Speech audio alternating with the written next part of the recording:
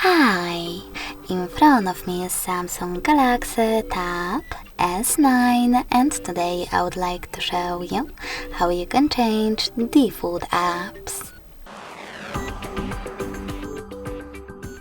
You need to begin by going into Devices Settings and scrolling down to access Apps section.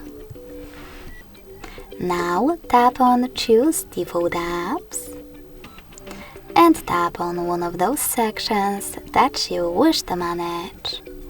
I want to change my browser app, so when I click, I need to choose Samsung Internet instead of Chrome and tap on the back button. So when I do that, as you can see, my default app has changed. Thanks so much for watching. If you enjoyed this video, don't forget to leave a like, comment and subscribe. Bye!